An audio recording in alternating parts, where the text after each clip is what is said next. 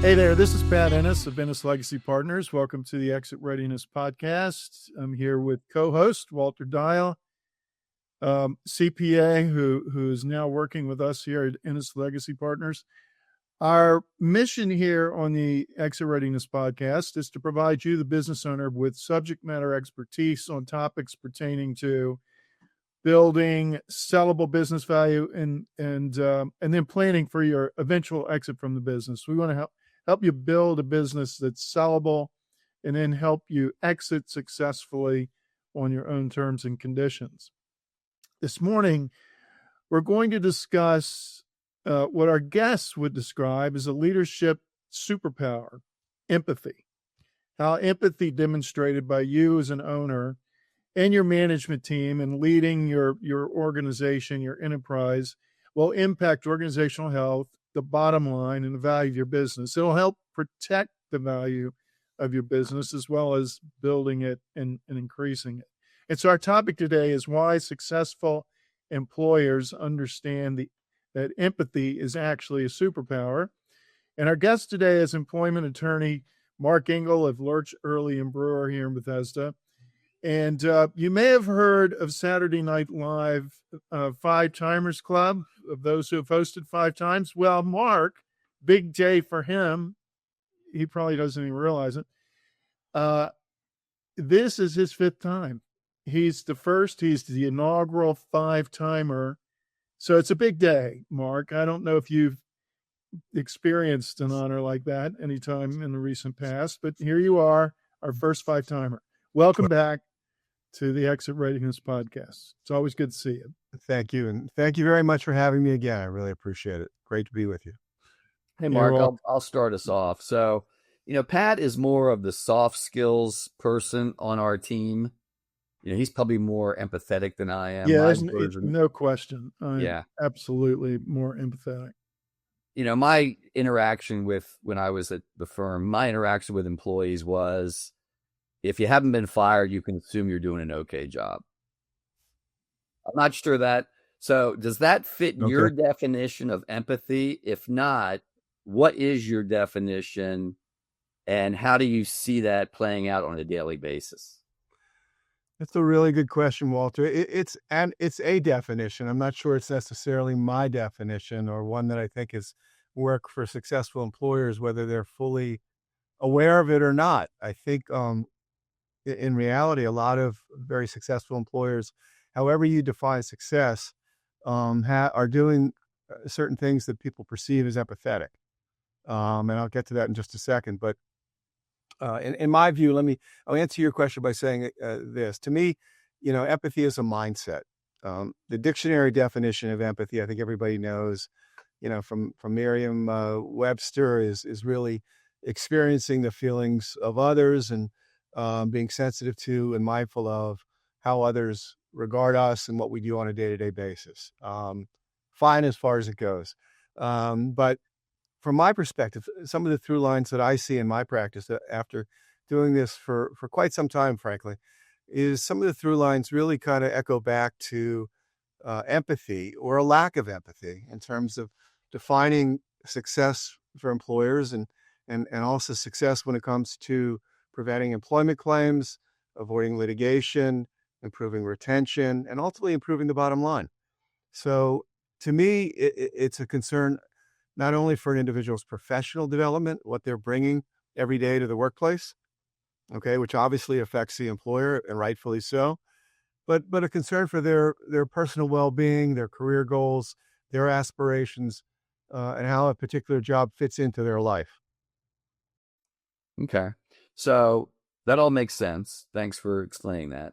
I think especially with all the COVID stuff, there's kind of a feeling out there with some employers that they've had to bend over backwards to make their employees happy.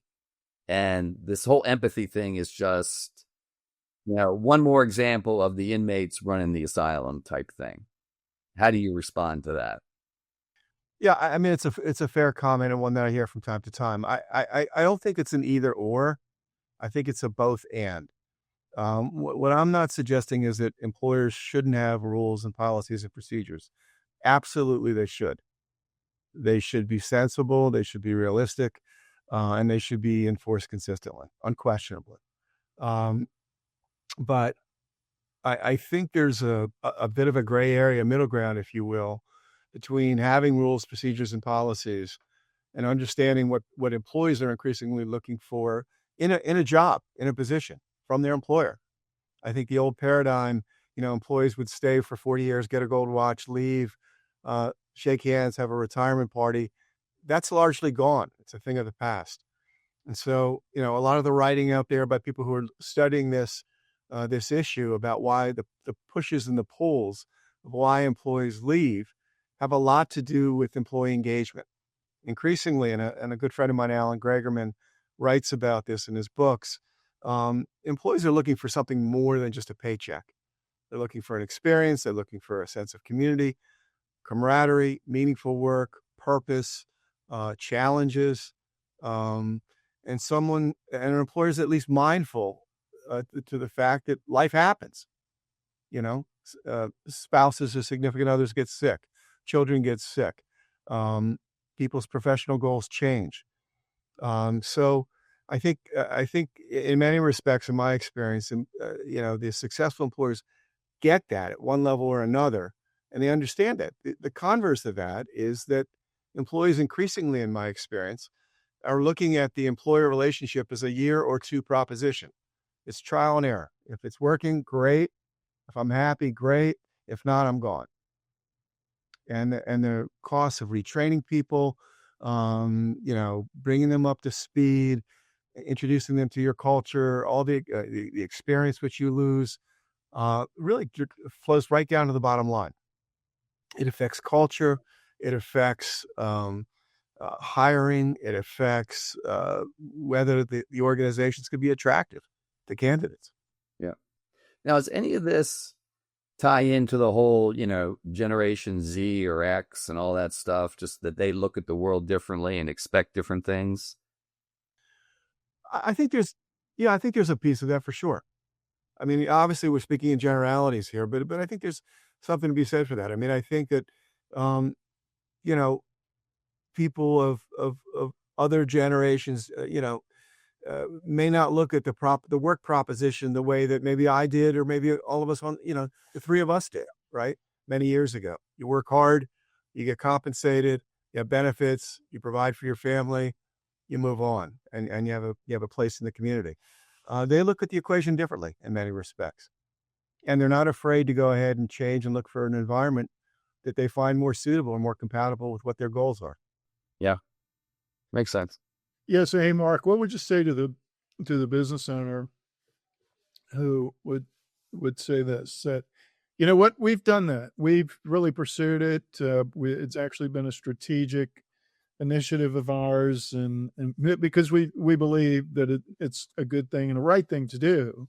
But what we've noticed is even when we do that, after a couple of years, the younger generation that we have on our team, they still don't have or demonstrate a sense of loyalty. It just seems that they tend to leave and jump and go somewhere else anyway. And we've put a lot of effort into it and been over backwards. What would you say to an owner that might say that to you? Yeah, it's a great question, one that I get. And I think there's sort of two pieces to my answer. The first is, and I think I've discussed this previously on your show, is I'm a huge, a lot of these roads lead back to the hiring phase. And I'm a huge believer, it's baseball season, that employers can improve their batting average when it comes to hiring. They can, employees, I'm not naive about that. They're going to leave. Some are going to choose to leave on their own, and some are not going to work out. But I'm a firm believer that employers can improve their batting average. And what I mean by that is the percentage of employees that they hire who work out well and want to continue working with the organization. And when they leave as friends of the company and the employer, and they become ambassadors for the employer. So I think a lot of this kind of dovetails from the hiring phase. Are we asking questions as employers, which I constantly challenge my my employer clients. And I have a continuing list of evolving questions that I encourage them to ask of applicants and even reference sources rather, to try to tap into what are the characteristics of individuals who have been successful and have worked out in your organization. And in my experience, time and again, they have very little to do with technical skills. As long as they have a baseline level of competence for what the job requires, but everything to do with emotional intelligence. Do they have passion? Are they loyal? Are they dedicated? Are they collaborative? Are they cooperative? Are they curious? Right? And I think you can ask those questions during the interview process. Give me an example of when you went above and beyond what was asked of you to get a job done. I ask it of young associates at law firms, and sometimes I get a deer in the headlights look, and other times I get an answer that knocks it out of the park. And my odds, if for somebody who knocks that question out of the park, of that individual being successful, go up exponentially. I think that's one piece of the answer. The second piece of the answer, I think, is that, a lot of employers sort of turn this cube over and they embrace as opposed to resist the fact that employees are going to leave. For example, in California, there are non-competes, as you know, and your listeners know, are generally illegal. There are high-tech companies that actually meet with their employees every year to find out if they're happy and they want to continue every year or two. And if they don't, they're part of the process in helping them find another opportunity, because they realize, A, those folks may be leaving anyway, and B, when they do leave, they become customers, strategic partners, and brand ambassadors for the employer. So I've had many situations with clients where people have left for a professional opportunity, to go back to graduate school, to relocate to another part of the country. And guess what? They refer business back to the employer. They encourage other people to apply for positions.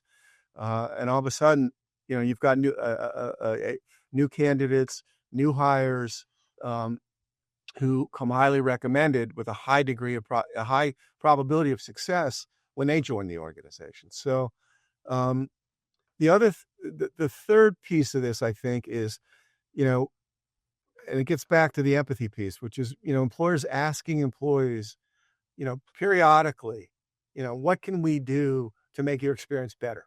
To me, a lot of these exit surveys are great. When people leave, the employee surveys all have their place. How's our IT system? How are we doing on any number of different issues? And they're great. They all have their place. But to my perspective, two basic questions in an employee survey. How would you rate us on a scale 1 to 10? And what can we do to make your experience a 10? If employers get those two questions right, they're going to tap into the points that you just made, Walter, about, how can I keep this person engaged? Maybe it's a new project. Maybe it's a different kind of project. Maybe it's working with somebody they really want to work with.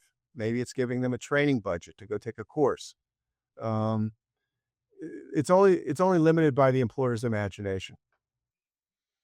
Okay. So I have a follow-up that's similar. Employer says, look, yeah, we've done that. Again, strong initiative. And yet what we have found is we feel taken advantage of after a while. And so where's the fine line that you have to walk as an employer and leader between empathy and, let's say, tough love?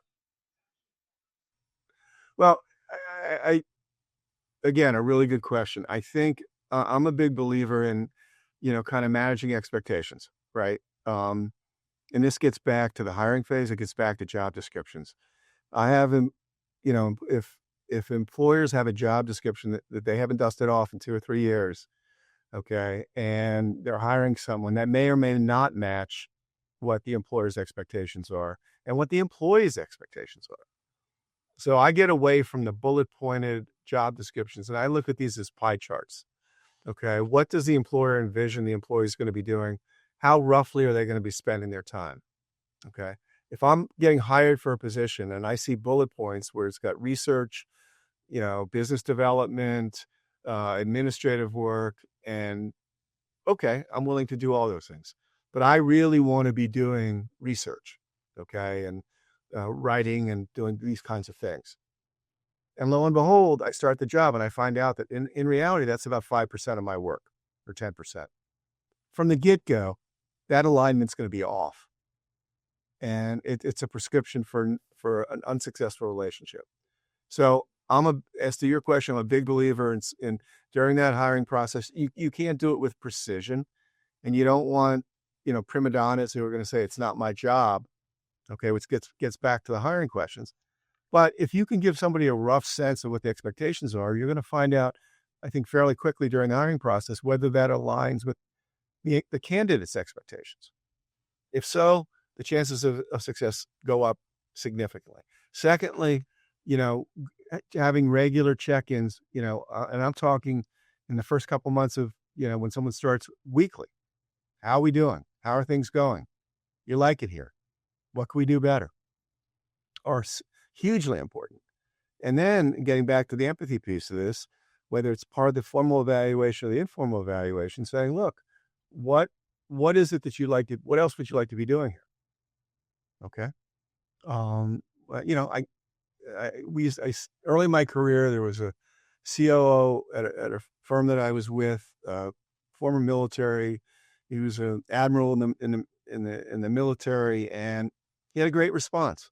He said, I don't have an answer for you now, but I'll find one for you. I'll get back to you. And he did, invariably. So when you're doing that, again, your chances of success go up. If someone gets to the threshold where they're not happy, they're not being challenged, then it becomes a grown-up conversation about them exiting.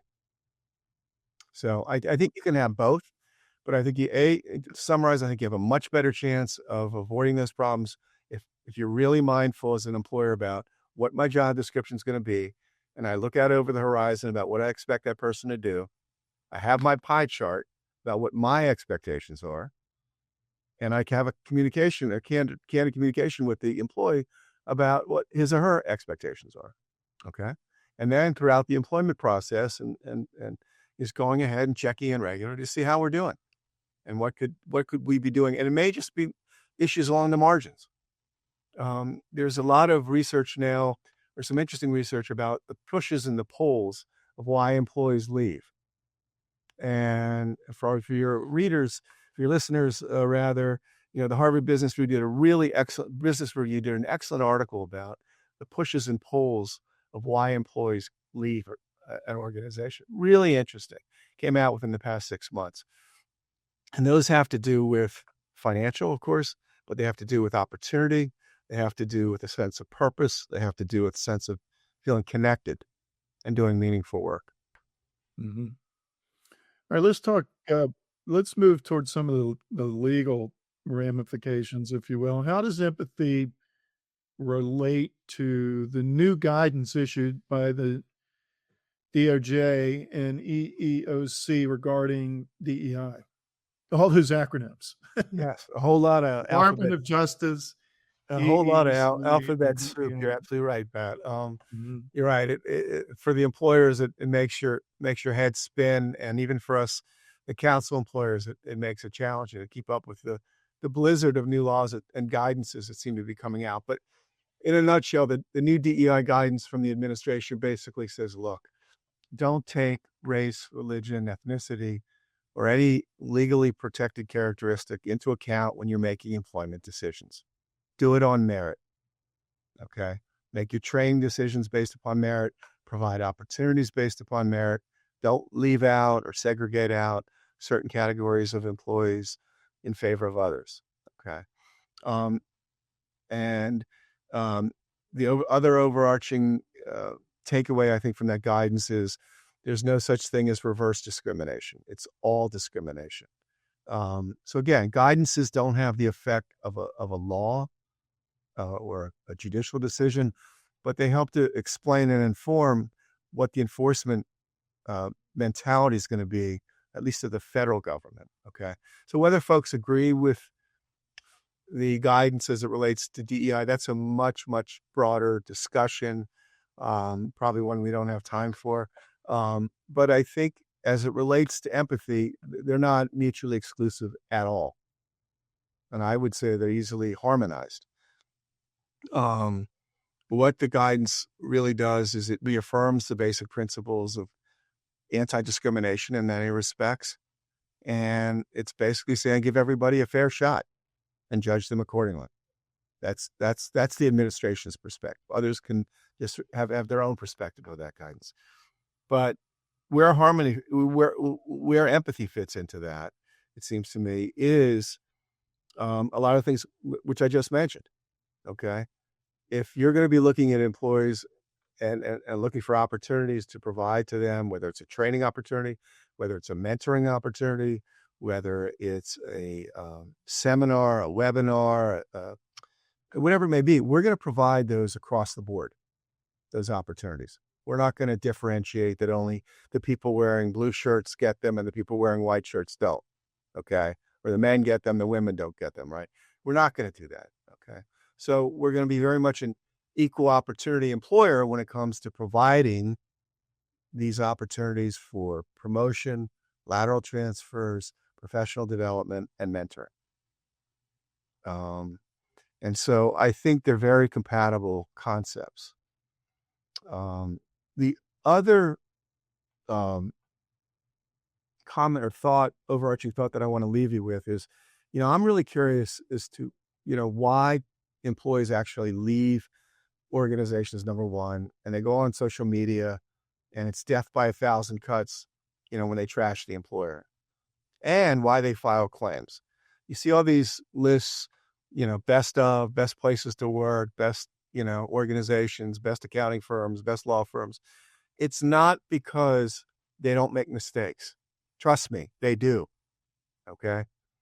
They mess up. Okay. They don't necessarily handle every personnel situation correctly.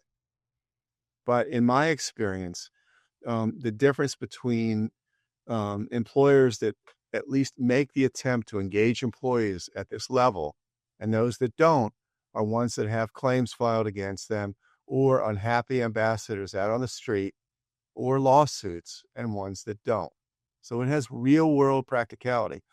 In my view, a lot of these discrimination claims, harassment claims, wrongful termination claims, there's a through line for all of them, and it's respect, a lack of respect. And in my view, when I do these workshops for managers and companies, the legal theory is just a code hook to describe the perceived lack of respect. So we have a code hook for wrongful termination. We have a code hook for discrimination. We have a code hook for retaliation, because those are the words and the phrases that get us into court or get us before the EEOC. Okay. And think about it. Why is it that one employee who has an experience where they don't get a promotion says, I don't really agree with that. Seems like I was qualified for that, but I get it. The other person was qualified too. Probably a close call, right? Versus I didn't get that promotion and it must be because the employer doesn't like people who wear blue shirts or white shirts. Okay.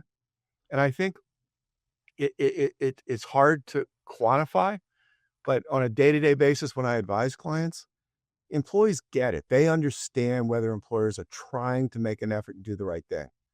And in my view, employers, it's like a relationship. It's like a bank account where you fill up with good deeds, right? And in a relationship, none of us are perfect, least of all me in the relationship, so I try to do the right thing.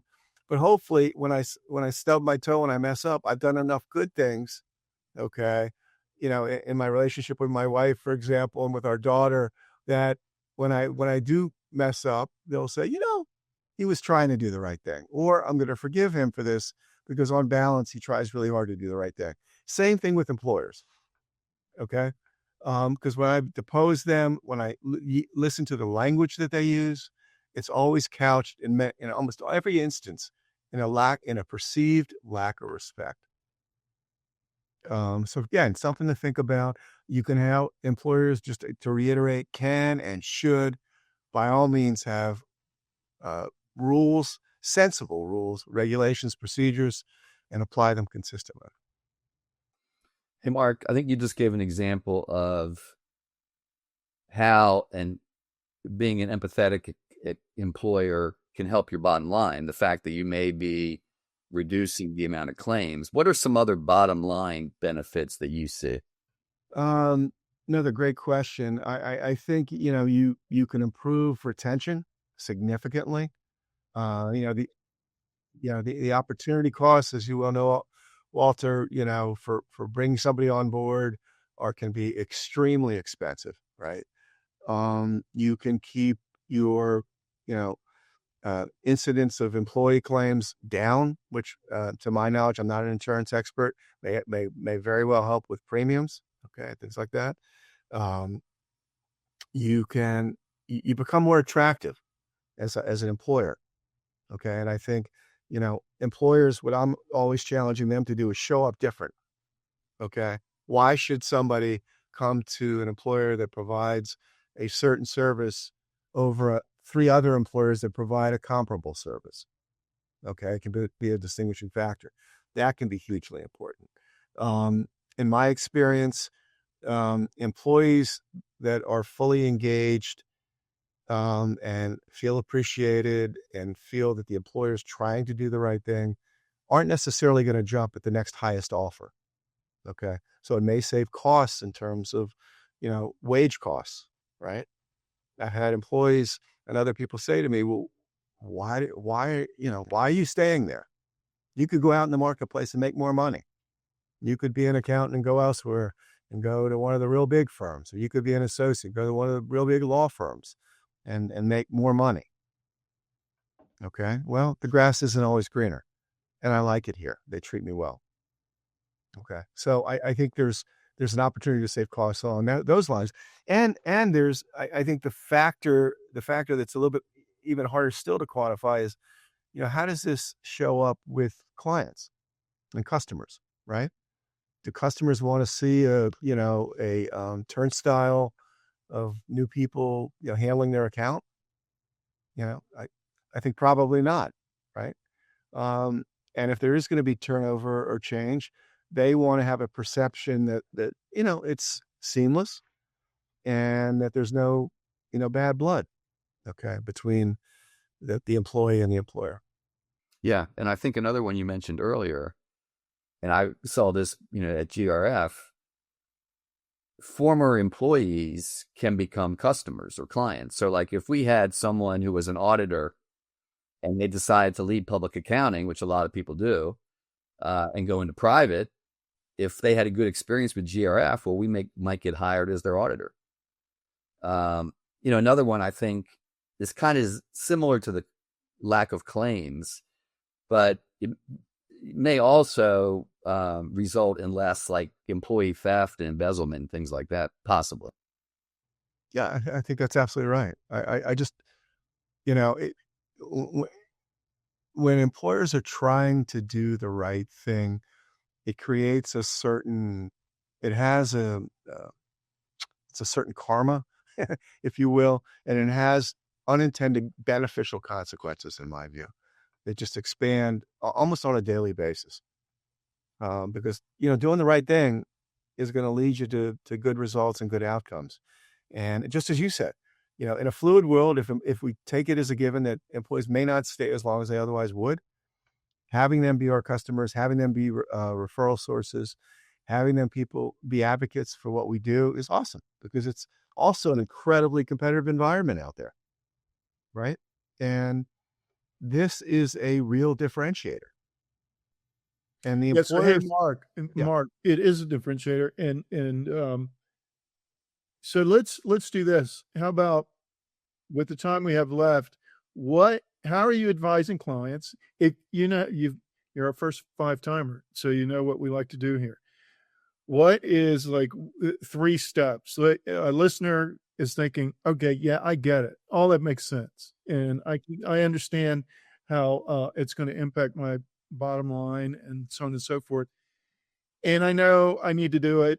What's the first 3 things I should do to make it happen? Okay. First 3 things would be to dust off your job descriptions and see whether they actually match and align with what people are doing. And this is going to be the sub part of the first comment, which is take a look at your interview questions that you use. If you don't have a standard set, I'm happy to provide them, and reference questions, and get those sharpened. Okay. Because you can really improve your hiring, as I mentioned before. Number 2, train the managers. Okay. One of the biggest things I see is that managers are afraid to ask for assistance from senior management, or if you have a dedicated HR or outside HR, afraid to ask for assistance because they fear that they're going to look foolish in doing so. But the elephant in the room there is that most managers, however skilled they are in their job, don't get a toolkit on how to manage employees. And if you have a culture where they don't feel comfortable coming forward and asking for help, it's a prescription for a lot of, unhappy things. Third, find time to touch base with the employees. I don't care if it's 5 minutes every 2 weeks. Find an excuse to have a cup of coffee. If they're remote, schedule a 5-minute call with them, every couple of weeks. Figure out a way to, get them into the office, or you get out of the office to meet with them, to have in-person time with them, and simply ask them, if nothing else, those 2 questions I mentioned before. On a scale of 1 to 10, how are you doing, and how would you rate your job and your happiness here at the company, organization? Number 2, what can we do to make it better? What can we do to make it a 10? Okay. I think if you do those 3 things, okay, that speaks to a mindset that is completely, in my view, sort of consistent with empathy. And I think it'll show up different for employees. I think in my experience, when employers have done that, employees are amazed. They don't expect that. And I'll go one better. The 4th thing that I would do, and I'm going to credit my friend Alan Gregerman, who I mentioned earlier. He has a brilliant idea for people that start out orientation, because he's convinced that orientation is completely wrong and backwards. Okay. His view is that employers orient employees to do things which we're already doing probably not that well.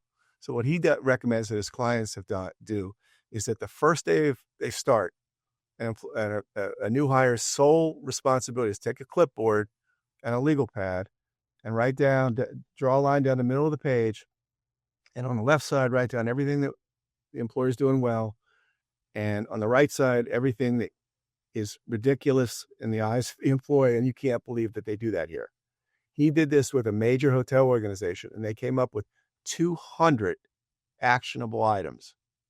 And his view is you're never going to get someone who's going to give you a more candid analysis of your organization than someone who's new and fresh to you from day one. And I think it's brilliant, and I would encourage all of your listeners to at least consider doing something like that. All right, fantastic. Per usual, great content. Mark, if someone wants to contact you for any of this or any of the legal work that you do in regard to employee law, employment law, how can they contact you? And is there anything you want to promote today? Well, thank you. Yes, they can reach me either directly by phone at 301-657-0184, by email, which is Mr. Engel, Engel at Lerch, which is Lerch, early, like early in the morning.com, or visit us on the web at www.lerchearly.com. There's a lot of interesting content on our website that I would commend to your listeners. The articles that I've written on subjects like DEI, on empathy being a superpower. There's I have a group called the Employment Alliance Group, for which all of your listeners are welcome to join. It's completely free. We have speakers during the year, business owners, business advisors. Most recently, my friend Alan Gregerman spoke about his upcoming book entitled The Wisdom of Ignorance. We had a nice turnout for that, but Alan's video is actually on our website. And so I would commend people to that. The article on the impact of the DEI guidance is there as well. And most recently, we did a spring cleaning what we call sort of a spring cleaning seminar, where my colleagues and I did a kind of a roundtable on potpourri of employment issues. And we have the materials there as well. Fantastic. Okay. Excellent. All right. Well, hey, thanks for joining us for number 5. Of course, we'll have you back for number 6 before you know it. Listeners, if you want help in maximizing the value of your business or planning for your eventual exit, reach out. You can reach Walter and myself, Corby McGordon, and our team through our website at ennislp.com or 301 by phone 301-859-0860. Thank you for listening. And if you've benefited from today's episode, please consider liking it and sharing it on your social media. And until next time on the Exit Readiness Podcast, this is Pat Ennis and Walter Dials signing off.